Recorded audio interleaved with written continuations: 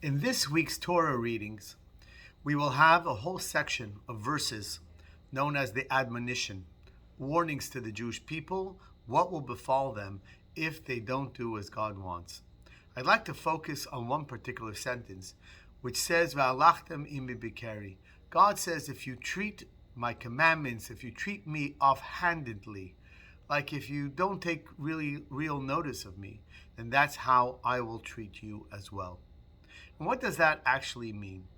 It means that if we're not mindful of God, if we're not mindful of his commandments, and we don't see things happening to us and in the world as being somehow divinely providential, we don't see them as having purpose or that they are truly God's will, but somehow they're just happenstance. They're just coincidental. They're just, flukes of nature. They just happen by chance. So God says, if one has that particular attitude throughout their life, then that's how I'm going to behave to them. And what does that actually mean? Now, I was thinking about that you can have a conversation at a breakfast table with a child or a spouse, and you could be looking at your newspaper or your phone, and you could be having a conversation that says or demands a yes or no answer. And at the end of a 5-minute conversation, you really leave with maybe all the necessary information. But if we put our phone down or the newspaper down and we'd have eye-to-eye contact, there would be much more meaning to this conversation. We would be also aware of the nuances, that the question may really have a lot more to the question if we could only see the expression on the person's face. And that's really what's going on between us and God. I remember that a security officer for El Al once told me that when we began with the security measures in America, you'd walk up to the counter and the person would ask you, has anybody asked you to bring something? Did you pack something within your suitcase that doesn't belong to you? Are you carrying any guns or anything dangerous or anything sharp?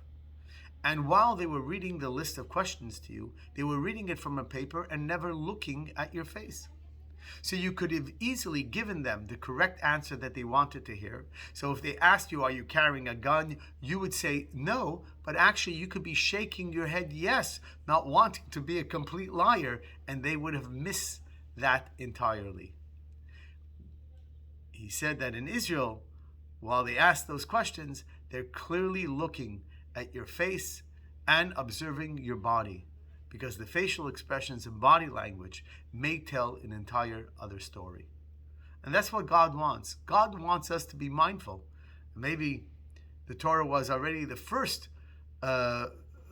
doctrine to focus on how important mindfulness and a consciousness that everything that's happening around us is purposeful and was delivered to us by God. And we could appreciate that. Our whole lives might be different, because we may take notice and listen to the subtle messages that God is providing us that would possibly lead us to behave in a completely different manner or take a completely different path in important journeys of life. So what can we learn from this week's Parsha?